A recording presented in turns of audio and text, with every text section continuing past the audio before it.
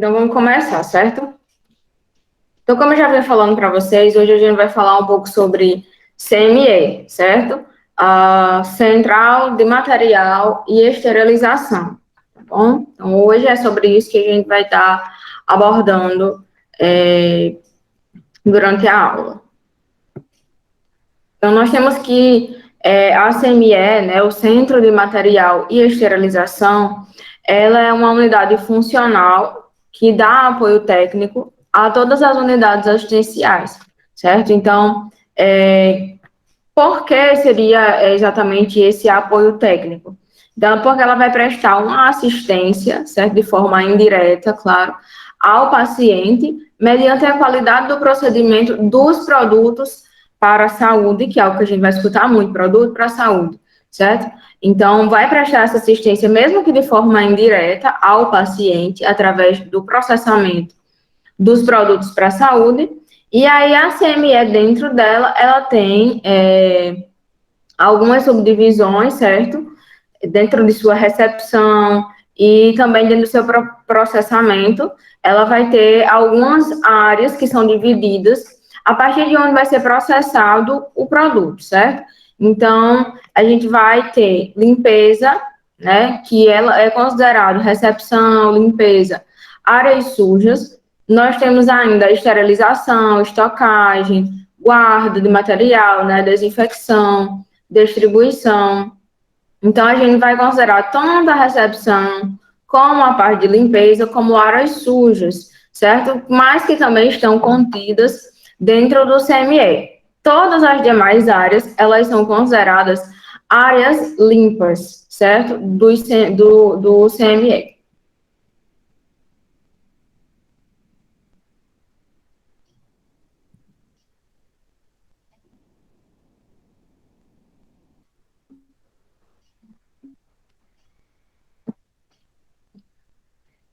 E aí, na figura abaixo, como a gente pode ver, nós estamos apresentando, né, nós temos apresentado, na verdade, a estrutura proposta pela resolução da diretoria colegiada, né, que é chamada de RDC, no caso a RDC 15 de 2012, em relação à dimensão do serviço dentro de uma CME, tá? Então, com relação às condições organizadoras, certo? Essas condições organizadoras de uma CME, seja ela de classe 1 ou de classe 2, ela deve conter recursos humanos, certo? E aí, dentro deles, a gente precisa ter um responsável técnico, certo?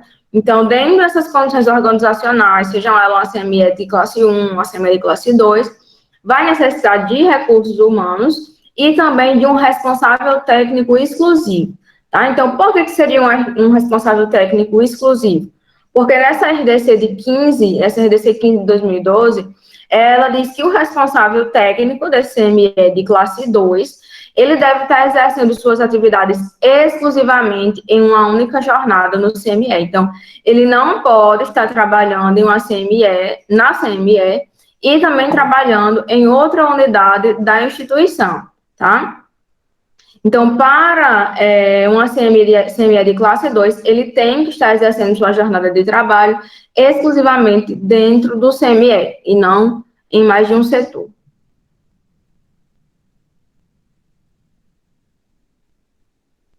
Saiu a pessoa.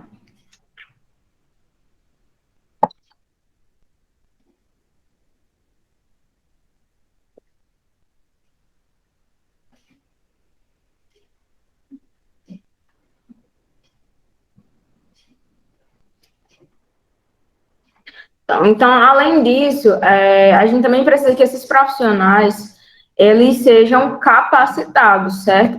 Que eles sejam capacitados sobre diversos temas, tá? Como, por exemplo, a microbiologia básica, as etapas de processamento de desinfecção, esterilização, monitoramento, e aí todas essas capacitações, elas devem acontecer junto aos profissionais que se encontram dentro da CME. Tá? Então, além disso, nós temos também a questão de segurança, né, e a saúde no trabalho, além de atribuições. Então, quando a gente fala sobre a segurança e a saúde no trabalho, principalmente no que diz respeito ao uso dos equipamentos de proteção individual, né, os EPIs, onde essa RDC número 15 de 2012, ela vem falando sobre que Depende, né, dependendo das atividades em que esse profissional ele esteja envolvido, ele venha desenvolver, tá? Dependendo disso, vai ser usado também um equipamento específico para cada etapa do processamento dos produtos para a saúde. E com relação às atribuições, essas atribuições elas devem ser sempre bem definidas para cada membro da equipe.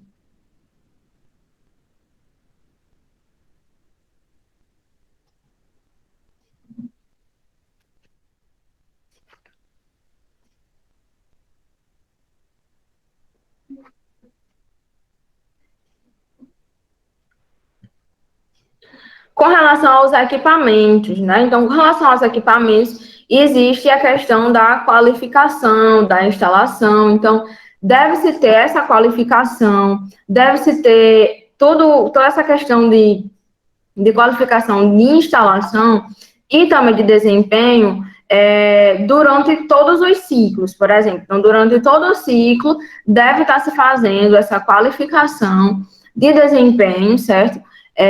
Durante eles. Então, todos os parâmetros, eles devem estar sendo observados, eles devem estar de acordo com o que realmente é esperado para aquele equipamento, para que tenha sua função, né, que tem que exercer. Então, é importante fazer essa qualificação na hora da instalação, certo? Ao menos, né, ou seja, pelo menos uma vez no ano ou sempre que houver alguma necessidade de fazer esse tipo de manutenção.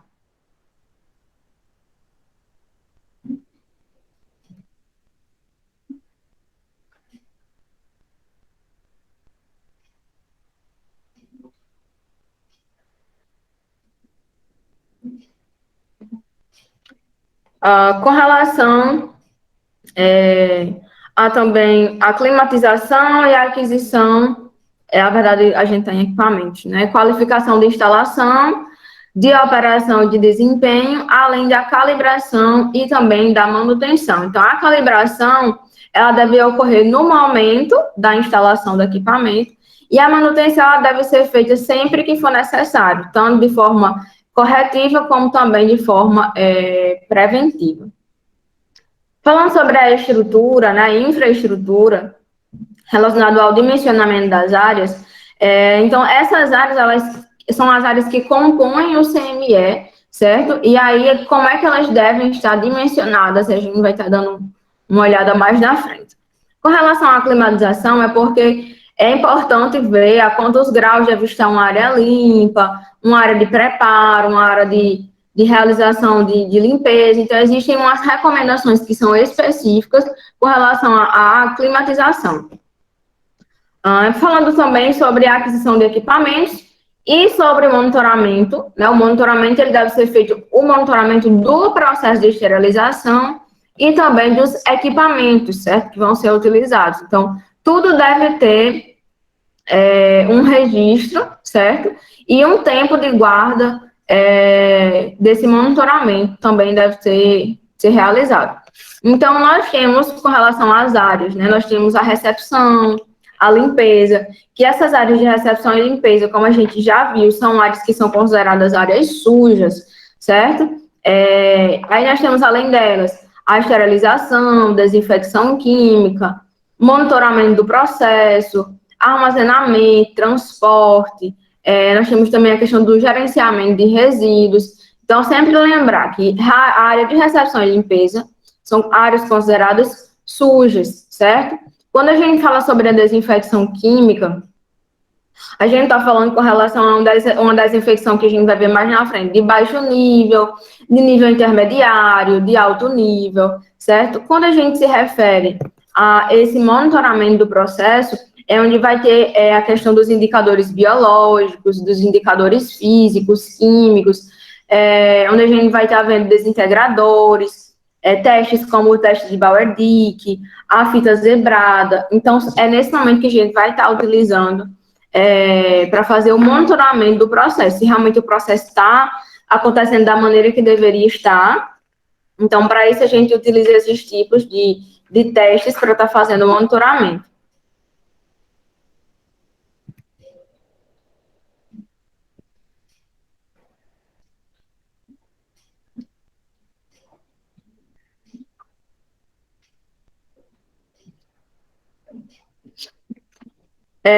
Ainda com relação a isso, né, a gente acabou de falar, e aí traz mais uma questão de revisão mesmo, de fixação de conteúdo. Então, essa RDC número 15 de 2012, assim como a RDC 307 de 2002, elas estabelecem que os CMEs de classe 1 e 2, eles devem ter minimamente o quê? Recepção e limpeza, como a gente já viu, que são áreas de setor sujo, certo? São áreas sujas.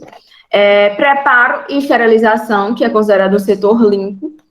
Desinfecção química, quando for aplicável, né? No caso também é um setor limpo. Um local para monitorizar o processo de esterilização, também vai ser um setor limpo. E o armazenamento e distribuição de materiais esterilizados, que também é considerado o setor limpo. Então, deve ter minimamente, certo? Ela deve ser minimamente dividida dessa forma, uma central de material e esterilização.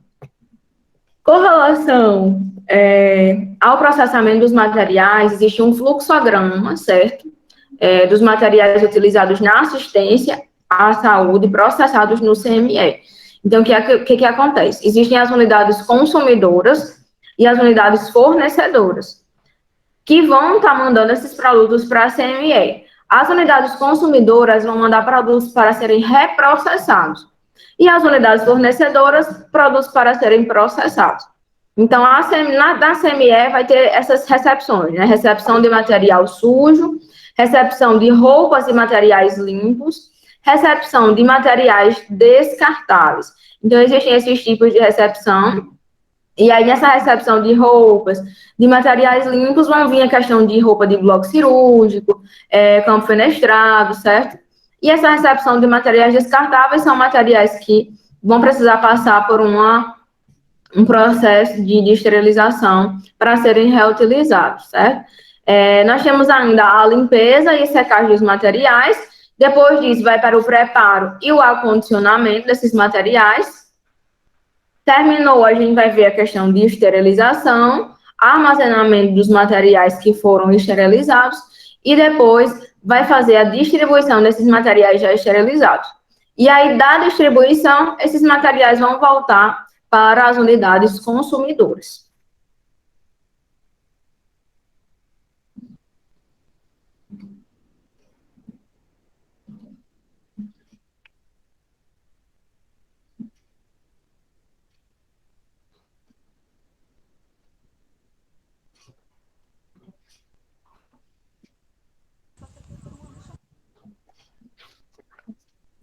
Continuando, né, falando sobre a classificação de ICME, tá? Segundo também a RDC número 15, né, de 2012. Então, essa RDC, ela vai dispor, ela vai falar sobre quais são os requisitos de boas práticas para o processamento desses produtos para a saúde, e o CMA, ele pode ser classificado em dois tipos, que a gente vai ver aqui abaixo, certo? Então, tanto pode ser um CMA de classe 1, como um CMA de classe 2, certo? É bem importante a gente prestar atenção nessa questão de classificação de CME, tá? Então, a classificação de CME, na verdade, a CME de classe 1, ele vai ser aquele que realiza o processamento de produtos para a saúde não críticos, semicríticos e críticos, né? São produtos que a gente já viu essa denominação nas aulas anteriores. De conformação não complexa, certo? Passíveis de processamento, como, por exemplo, consultórios, unidades básicas, certo? Então, são produtos para a saúde, onde tanto pode ser crítico, não crítico, semicrítico, porém de conformação não complexa, né? Onde sua limpeza não é difícil, não é de difícil acesso. Já a CME de classe 2, ela vai ser aquela que realiza o processamento de produtos para a saúde não críticos, semicríticos e críticos, de conformação complexa e não complexa, certo? Então, veja que na CME de classe 2, ela vai abranger as duas formas. Não é que a CME de classe 2 só vá fazer o processamento de produtos de conformação não complexa. A CME de classe 2, ela vai fazer as duas formas. Tanto os produtos de conformação complexa, como também os de forma não complexa, tá? Então, sendo eles críticos, não críticos, semicríticos, a CME de classe 2, ela vai estar fazendo o processamento seja ele de conformação complexa ou não. A de classe 1 apenas de conformação não complexa, onde a limpeza ela não é difícil. E a CME de classe 2 vai fazer a limpeza de o processamento, né, dos produtos de conformação de difícil limpeza e de uma limpeza não tão difícil, né, de conformação complexa e não complexa, que são passíveis de processamento. Como, por exemplo, disso, nós temos produtos que são utilizados em serviços de diagnóstico terapêuticos, em regime de internação ou de semi-internação.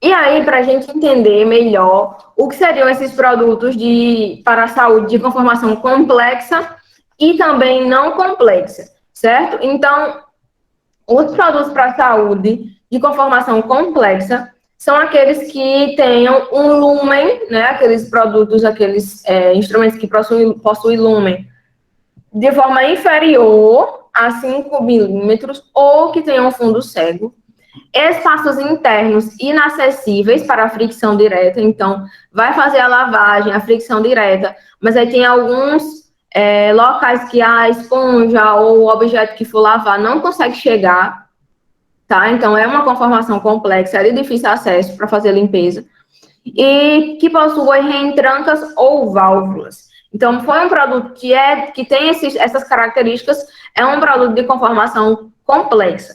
Os produtos para a saúde de conformação não complexa são produtos cujas superfícies internas e externas podem ser atingidas por escovação durante o processo de limpeza, tá? E aí, eles, desde que tenham diâmetros superiores a 5 milímetros em estruturas tubulares, tá? Então, como a conformação não complexa, onde não tem um difícil acesso, o diâmetro dele tem que ser acima de 5 milímetros, tá? Inferior a 5 já passa a ser um produto de conformação complexa. Então, de acordo com a RDC número 15, né, os produtos para a saúde, que antigamente eles eram chamados de artigos médico-hospitalares, hoje eles são chamados de produtos para a saúde, tá? Eles podem ser classificados em produtos para a saúde críticos, semicríticos e, mais à frente, a gente vai ver os não críticos, tá? Então, os produtos para a saúde que são críticos, eles geralmente são utilizados em procedimentos invasivos, tá? Que vão ter penetração de pele, de mucosa adjacente, de tecido subepitelial e também sistema vascular, incluindo também todos os produtos para a saúde que estejam diretamente conectados com esses sistemas. Então, seria quando o produto para a saúde ele entra em contato direto, né, com a pele, onde tem penetração de mucosa, certo? Onde existe contato com o sistema vascular. Então, foi um produto para a saúde, foi um equipamento que entrou em contato com essas áreas, é considerado um produto para a saúde crítico, tá? Vai requerer um processo de limpeza, que é, no caso, a esterilização para uso. Só lembrando que todos os processos que vão passar por esterilização, desinfecção, todos eles, antes desses produtos passarem por esses processos, eles passam pela limpeza. Aqui a gente vai ver também mais na frente. Então, alguns exemplos desses produtos para a saúde críticos, por exemplo, instrumental cirúrgico, agulhas hipodérmicas, catéteres vasculares, pinças para biópsias, tá? Então, tudo isso, se entra em contato com pele, com pele não íntegra, na verdade, né, que faz penetração da pele, que entra em contato com mucosa, tudo isso é produto crítico.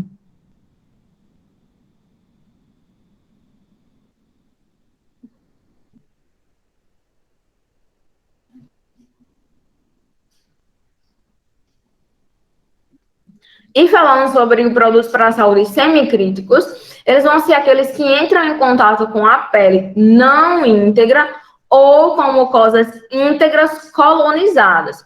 Então, requer uma desinfecção de alto nível ou uma esterilização para o seu uso, tá? Então, se entra em contato com a pele de forma íntegra, né? Não existiu penetração de pele. Ou com mucosas que estejam íntegras, certo? Que sejam colonizadas, mas que estejam íntegras, é considerado um produto para a saúde semicrítico. Então, requer uma desinfecção de alto nível ou uma esterilização para o seu uso. Como, por exemplo, equipamentos de terapia respiratória e também de anestesia, assim como também de endoscopia, tá? Então, com relação a esses semicríticos, existe uma exceção, certo? Com relação a alguns produtos para a saúde que são utilizados na parte respiratória, tá? Na assistência respiratória. Então, se for um produto que é utilizado nessa assistência respiratória, inalatória ou também anestésica, ela pode ser minimamente, pode estar sofrendo a desinfecção de nível intermediário e não como um todo, né? Como os demais eles vão passar. Então, existe essa exceção com relação aos produtos que entram em contato com a questão inalatória, certo? Ou respiratória dos pacientes.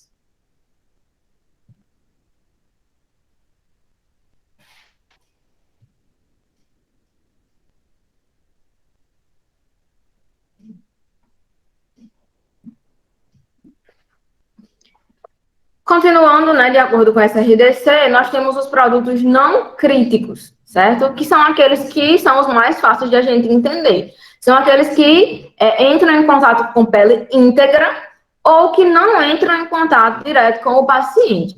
E aí, esses produtos, nós vamos ter que fazer a limpeza ou a desinfecção de baixo ou de nível médio, certo? De nível intermediário, a depender do risco de transmissão secundária, de micro-organismos, de importância epidemiológica.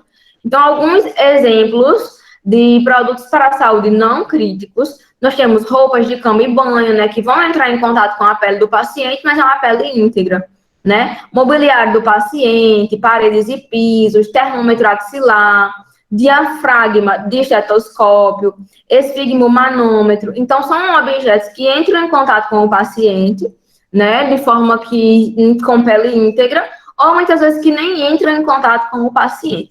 Então, são produtos para a saúde não críticos.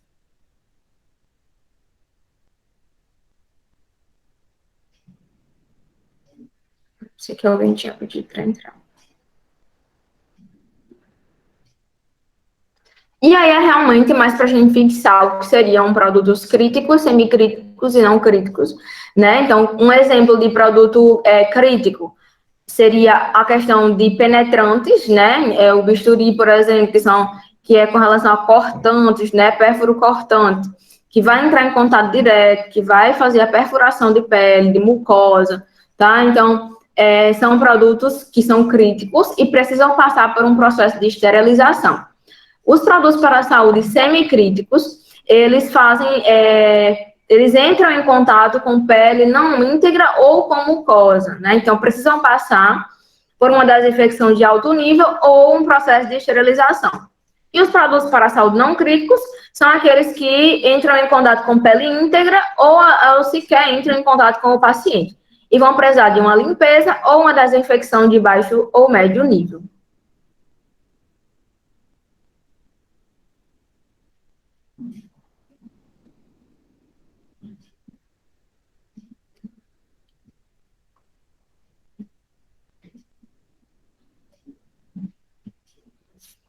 E aí a gente começa a falar um pouco sobre a questão dos ambientes hospitalares, tá? Então, os ambientes, eles também são classificados em ambientes críticos, semicríticos e não críticos, tá? Então, os ambientes críticos é onde vai ter um alto nível de infecção, tá? Então, por isso, crítico.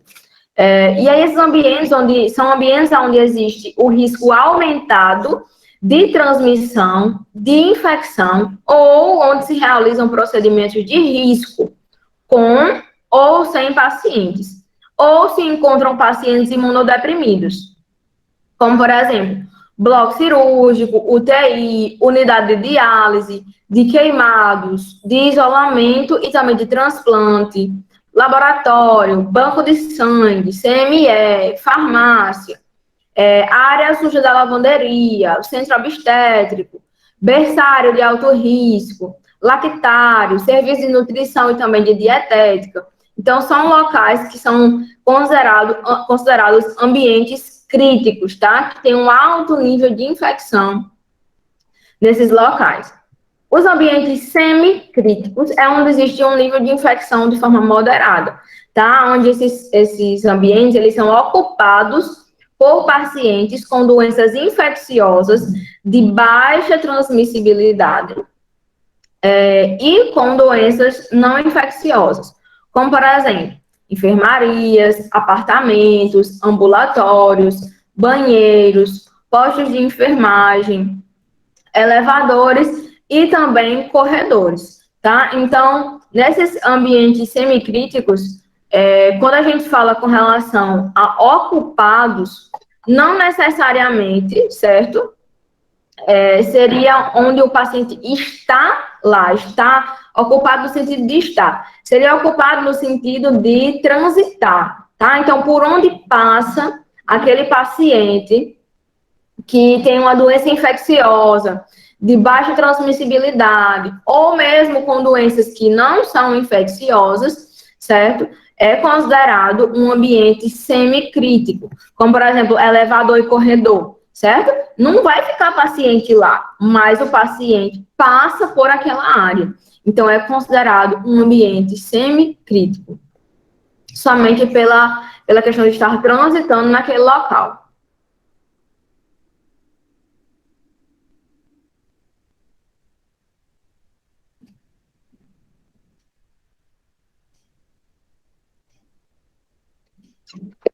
E os ambientes não críticos, tá? Que são áreas que são ocupadas por pacientes e que não se realizam procedimentos de risco.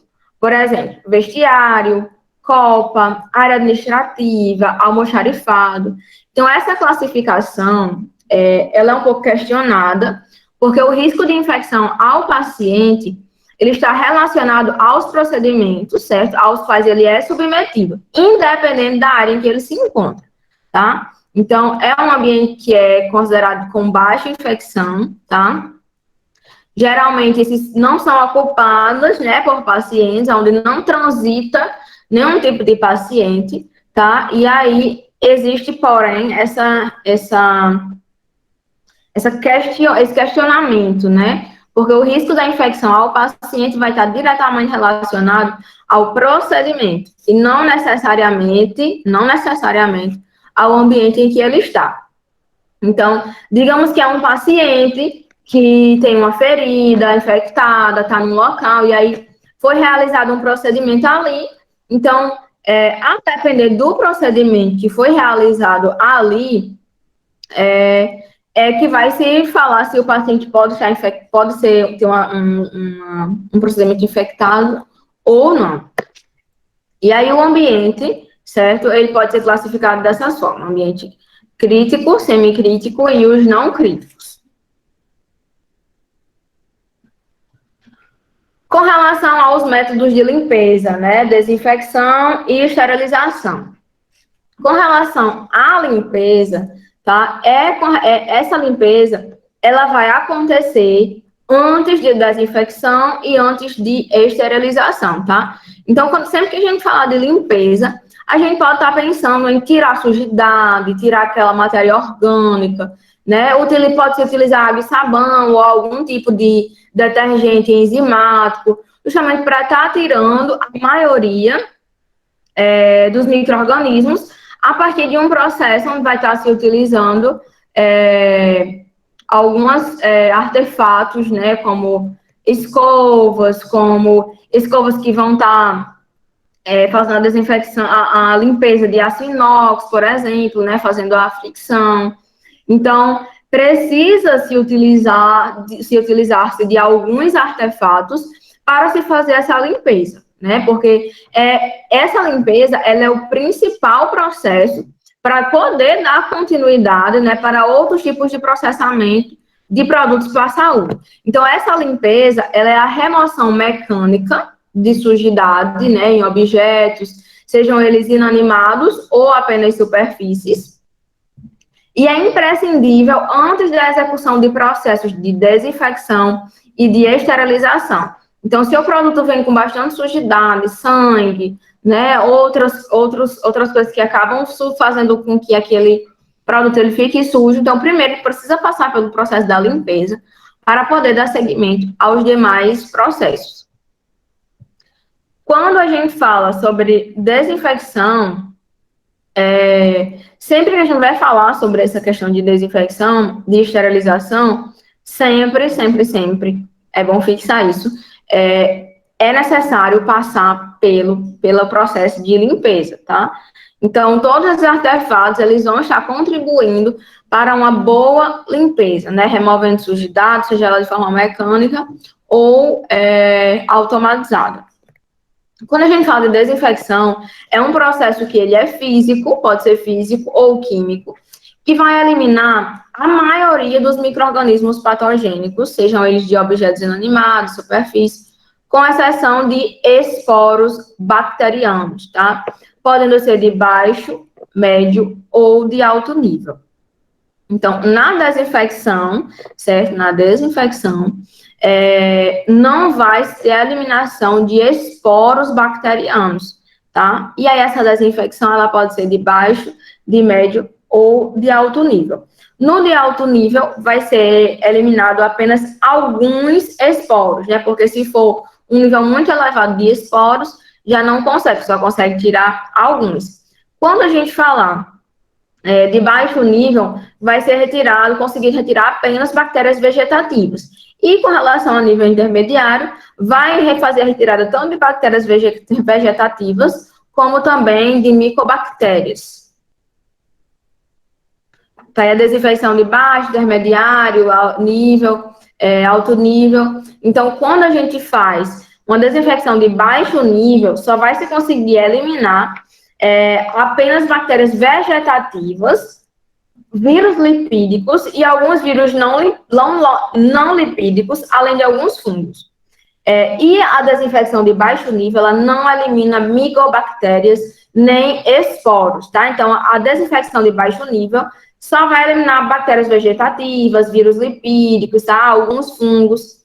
A desinfecção de nível intermediário, ela vai destruir todas as bactérias vegetativas, o bacilo da tuberculose, que seriam as micobactérias, né, um exemplo, fungos e vírus lipídicos, além de alguns vírus não lipídicos, mas não elimina esporos. Então, a desinfecção de nível intermediário vai eliminar bactérias vegetativas, micobactérias, mas não elimina esporos. A desinfecção de alto nível destrói todos os micro-organismos na forma vegetativa, né? Então, bactérias vegetativas, micobactérias, vírus lipídicos, fungos. Na desinfecção de alto nível, tudo isso é eliminado. E, além disso, é eliminado também alguns esporos. Não todos, porque se for um nível muito alto de quantitativo de esporos, a desinfecção de alto nível ela não dá conta. Precisa ser a esterilização. Então, de forma complementar, né, de acordo com a RDC 15, a gente tem a desinfecção de nível intermediário, tá? E a desinfecção de alto nível. Então, nessa RDC, ela não traz a referência à desinfecção de baixo nível. Mas aí, com relação à desinfecção de nível intermediário, ela fala também que destrói micro-organismos patogênicos, né, na forma vegetativa, micobactérias, como a gente viu anteriormente, e a maioria dos vírus e fungos e de objetos inanimados ou superfícies. A desinfecção de alto nível, ela destrói a maioria dos micro-organismos, né, de artigos semicríticos, inclusive as micobactérias e fungos, só não vai estar fazendo a eliminação de um número elevado de esporos, como a gente também acabou de ouvir e de ver.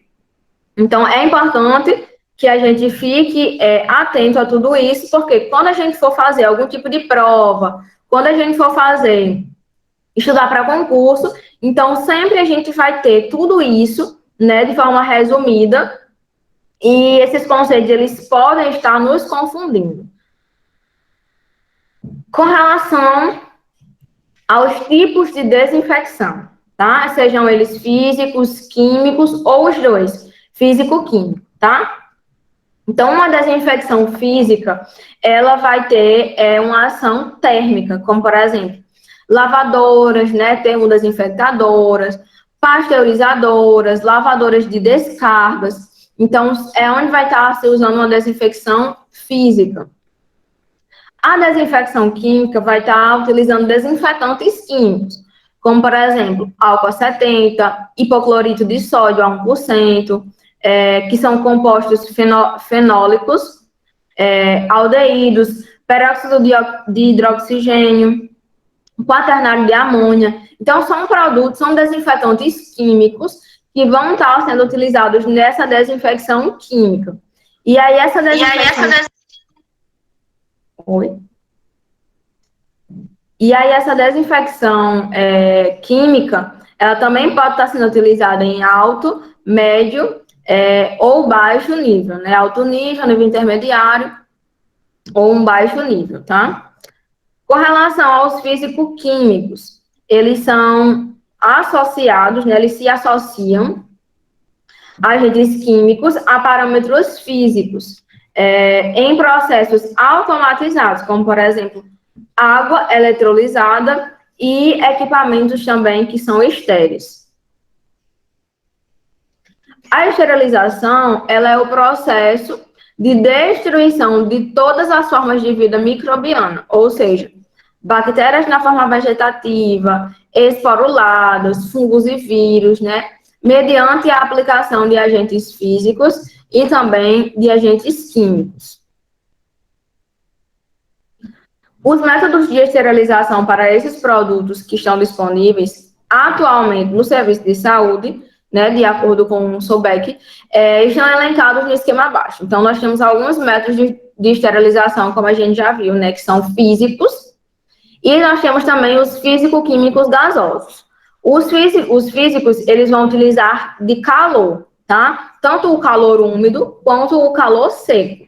O calor úmido, nós vamos ter o exemplo de autoclave, e o calor seco, nós vamos ter o exemplo da estufa. Porém, a estufa, ela não é mais recomendada para estar fazendo a esterilização e para uso para a saúde, tá? Porque ela usa esse calor seco. Os físico-químicos gasosos, eles vão utilizar agentes esterilizantes, como, por exemplo, o óxido de etileno, o vapor em baixa temperatura e também o formaldeído. E, além disso, o peróxido de oxigênio com relação a vapor e plasma, certo? A autoclave, quando está utilizando o calor úmido, né, no método de esterilização físico, essa autoclave, certo, que é utilizado para fazer a esterilização, ela vai utilizar um vapor saturado, tá, sobre pressão para fazer a esterilização. Então, a autoclave, ela utiliza o vapor saturado, tá? Ela utiliza esse vapor saturado sob pressão para estar fazendo a esterilização dos produtos para a saúde. E aí nós temos os métodos físicos. E aí, nesses métodos físicos, é um método que utiliza a esterilização por calor úmido. Ou seja, se utiliza de vapor saturado sob pressão, né, como a gente acabou de escutar com relação à autoclave.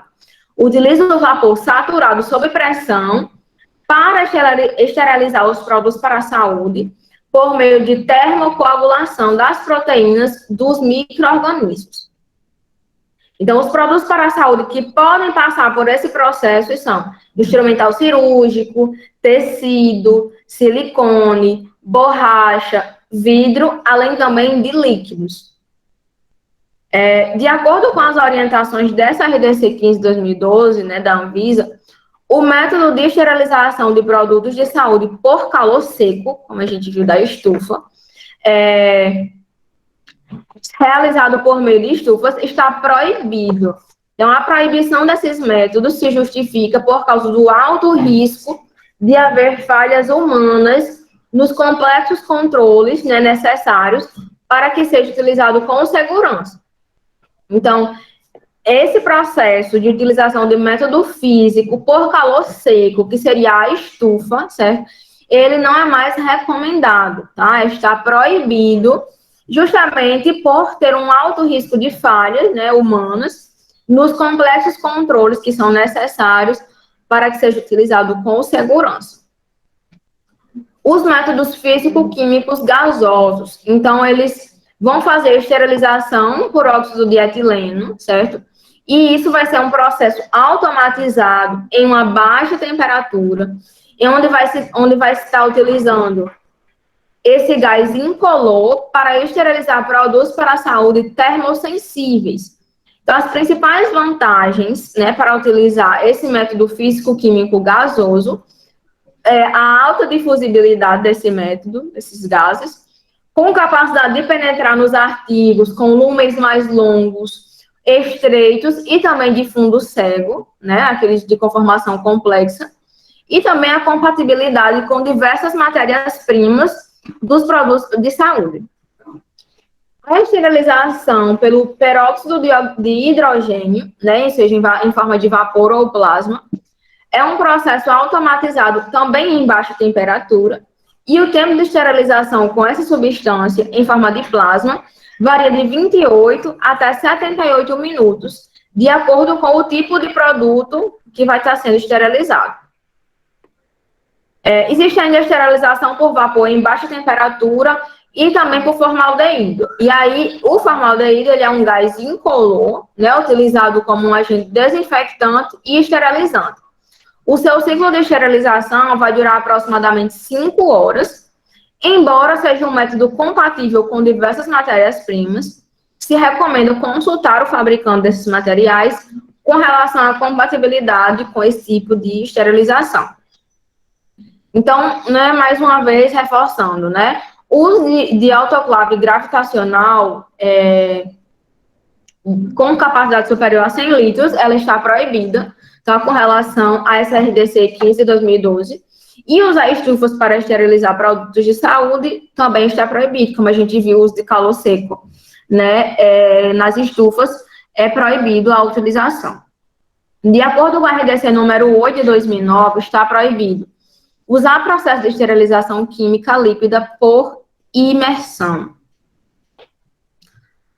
Sobre os métodos químicos, com relação aos métodos químicos, de acordo com a Anvisa, por meio da RDC 8 de 2009, a esterilização química por meio de imersão, que a gente viu anteriormente, de produtos para a saúde está proibida e está justificada pelo risco de falhas decorrendo do mau uso dos esterilizantes líquidos em serviços de saúde que vão realizar procedimentos cirúrgicos, ou que realizavam, né, e também diagnósticos por videoscopias com penetração de pele, mucosa adjacente, tecidos subepiteliais, além também do sistema vascular, cirurgias de mamoplastia e procedimentos de lipoaspiração. Porém, a exceção, essa norma ela não vai se aplicar a instrumental óptico, né, utilizado nos procedimentos endoscópicos, para acesso às cavidades corporais por orifícios naturais. Então, essa é a exceção com relação aos métodos químicos. Não se aplica a instrumental óptico, tá? Utilizado nos procedimentos endoscópicos para acesso a essas cavidades corporais por orifícios naturais. E a gente fala agora com relação ao monitoramento, né, desse processo de esterilização. Então, segundo as recomendações da RDC número 15 de 2012, o processo de esterilização ele deve ser monitorado em cada carga, em pacote de teste, né, desafio, com integradores químicos de classe 5 ou de classe 6, que a gente vai ver mais à frente. E aí, segundo a rotina definida pelo próprio CME ou pela empresa processadora. O monitoramento do processo de esterilização com indicadores físicos deve ser registrado a cada ciclo de esterilização. Então, no monitoramento do processo de esterilização dos produtos para a saúde, que são implantáveis, tá? Deve ser adicionado um indicador biológico a cada carga, tá? Enquanto que o processo de esterilização, ele deveria ser monitorizado a cada carga, né? A cada, como é que posso dizer? Esses indicadores, eles seriam colocados uma vez por dia, seriam trocados uma vez por dia. No caso de esterilizar produtos para a saúde que são implantáveis, toda vida que botar um produto para a saúde que é implantável, tem que colocar um novo indicador com uma nova carga. Então, atualmente estão disponíveis, são recomendados 6 tipos de indicadores químicos. E eles são divididos em classes, né? Os indicadores tipo 1 são indicadores de processo, né? Cuja função é identificar e diferenciar os artigos que foram processados dos que não foram processados, como, por exemplo, a firma termocrômica, né? Que seria a fita zebrada.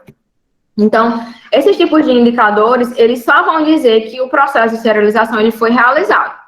Apenas isso, somente para diferenciar os produtos que já foram esterilizados dos que não foram, tá? O teste 2, né, do tipo 2, nós temos o teste, por exemplo, de Bauer-Dick, certo? E aí ele é um indicador para uso de teste específico. E esse teste ele tem a finalidade de testar a eficácia do sistema de vácuo da autoclave, né? Pré-vácuo, e também detectar as falhas no funcionamento da bomba de vácuo e, consequentemente, a presença de ar residual. Então, quando a gente bota a folhinha de Bauer-Dick, ela deve vir toda da mesma cor uniforme. Então, se botou de um jeito, ela deve voltar da mesma forma, tá? Porque se tiver algum tipo de mancha, algum tipo de respingo, quer dizer que existe uma falha no funcionamento da bomba de vácuo. Tipo 3 são indicadores de parâmetro único, né? Então, eles são designados para reagir a um determinado parâmetro específico do ciclo de esterilização. Tipo 4 são indicadores multiparamétricos, tá? Diferente do tipo 3, que só fazia um tipo de indicador, aqui ele indica vários parâmetros, né? No tipo 4. Então, no tipo 4, é um indicador multiparamétrico que responde a 2 ou mais parâmetros críticos do ciclo de esterilização. O tipo 5 são indicadores integrados, né, que vão reagir a todos os parâmetros do ciclo de esterilização. E o tipo 6 são indicadores ou emuladores, simuladores, né, no caso, que vão monitorar todos os parâmetros de um ciclo específico de esterilização e não vão reagir até que aproximadamente 95% do ciclo ele tenha sido concluído. Falando um pouco sobre as embalagens para a esterilização, certo? As embalagens para esterilizar produtos, eles devem ser constituídas de invólucro que possibilite a entrada e a saída do ar e também do agente esterilizante e que impeça a entrada de micro-organismos. Então, devem garantir a esterilidade do conteúdo, seja ela mantida pelo CME ou pela empresa processadora. Para isso, não se permite o uso de embalagens de papel craft, papel toalha, papel manilha, papel jornal e lâminas de alumínio, assim como embalagens do tipo envelope de plástico transparente. Então, esses tipos de embalagens não são indicadas para fazer a esterilização de produtos. As embalagens de tecidos de algodão, elas devem ter um plano que contenha critérios para adquirir e substituí-las, além de manter registro desse uso. Então, geralmente, o CME, ele tem um plano, né, tem uma planilha ou até carimbos, onde, por exemplo, vai estar lá que tal material, né, tal produto, aliás, tal embalagem de algodão, ela vai ter 150 usos. E aí a gente vai lá, e a cada vez que ela foi processada, vai marcando um xizinho, né, e aí quando atingir a capacidade máxima de processamento, né, de esterilização, ela deve ser descartada, tá? Mas sempre está fazendo o registro do uso, é muito importante. E aí, essa embalagem ela não deve ser mais utilizada como uma embalagem para esterilizar produtos para a saúde quando se usar tecido. Então, além dessa planilha, devem também haver registros, né? Como, por exemplo, de falhas, de rasgos, né? Então, se tiver alguma coisa que comprometa a barreira, né, para a entrada de fungos, de micro-organismos, deve ser substituído. Então, nada de fazer remendo, de fazer costura em um produto desse, tá? Então, rasgou, tem algum tipo de fissura, o produto ele deve ser trocado, jogado fora. Embalagens de, como eu vinha falando, né? As embalagens de tecido, de algodão, elas não podem apresentar reparos, como remendos ou resíduos.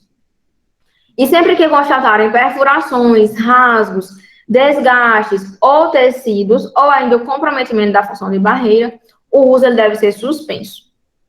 As embalagens dos produtos para a saúde que são submetidos à esterilização devem ser obrigatoriamente identificados por meio de rótulos ou de etiquetas que devem conter o nome do produto, né, na embalagem deve conter o nome do produto, número do lote, data da esterilização, a data limite do uso e qual foi o método de esterilização e também o nome do responsável pelo preparo de esterilização.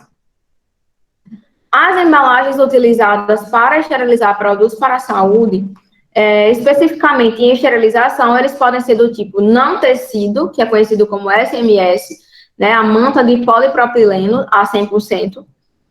Também pode ser papel em grau cirúrgico, tecido de algodão, caixas metálicas que sejam perfuradas, né, para que possa entrar ali dentro, papel crepado, entre outros, desde que regularizados pela Anvisa. Então, essas são as embalagens que podem estar sendo utilizadas para se fazer a esterilização desses produtos, né? A manta de polipropileno, o papel de grau cirúrgico, tecidos de algodão, caixas metálicas que sejam perfuradas e também papel crepado, entre outros tipos que a gente tem no mercado.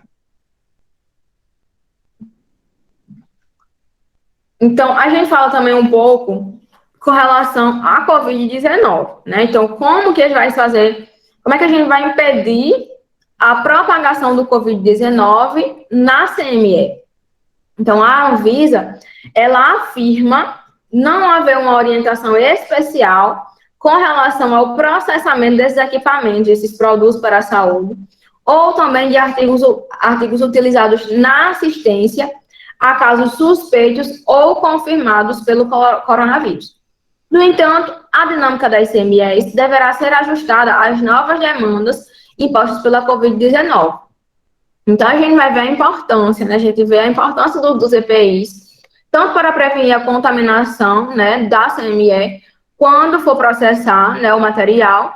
É importante ter todo um cuidado com relação à esterilização, para que não se tenha, para que se tenha, na verdade, o mínimo risco possível de contaminação do profissional de saúde. Então, exemplificando, na fase de limpeza, deve ser realizado ajustes de forma que toda essa ação mecânica para remoção de sujidade, de produto para a saúde, ele não promova a dispersão de aerosóis e também de partículas. Então, é isso que é importante na hora de fazer a limpeza, né, de um material que está contaminado ou que foi utilizado em um paciente que tem a Covid-19. Então, nessa fase de limpeza, deve fazer todo um tipo de ajuste para que a remoção mecânica das sujidades, né, na limpeza, não promova a dispersão de aerosóis ou de partículas, que é o que acontece para a contaminação da Covid-19, pela Covid-19. E aí, para minimizar, né, o grau de contaminação desse profissional que está manipulando, né, esse produto para a saúde, para que eles não venham assim contaminar, né? Então, é importante ter esses cuidados. As superfícies da CME deverão ser limpas regularmente e os profissionais da CME deverão estar protegidos com EPIs. No caso daqueles que são reutilizáveis, precisam ser limpos e desinfectados, de modo que não se tornem fontes potenciais de contaminação. As precauções padrão, né, devem ser praticadas por toda a equipe da CME. E, além disso, quando for necessário, a equipe deve implementar precauções baseadas na transmissão. Os profissionais, eles devem receber treinamento específico para o trabalho ou para a tarefa sobre a prevenção da transmissão de agentes infecciosos, incluindo o uso apropriado dos EPIs, né? E também a prevenção de contaminação de roupa, de pele, de ambiente, durante o processamento de remoção de tais equipamentos. Então, Quando a gente fala da utilização dos EPIs, né, principalmente nessa época de pandemia, essa época que a gente fala sobre Covid-19, a gente deve sempre lembrar que existe uma forma correta de colocar os EPIs e também de retirar esses EPIs.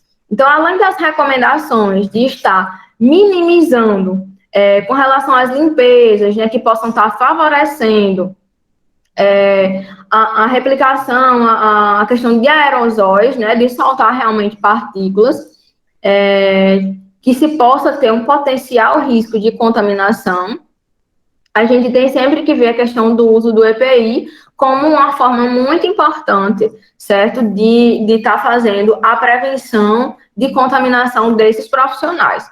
Então, além de manter bancadas limpas, além de estar fazendo também a desinfecção para estar minimizando o risco de contaminação desse profissional, a gente deve estar sempre lembrando, né, reforçando que os equipamentos de uso que são reutilizáveis, como, por exemplo, bota de borracha, luva de borracha, que é utilizado dentro do CME, que são reutilizáveis, né, devem passar por um processo de desinfecção para se reutilizar novamente.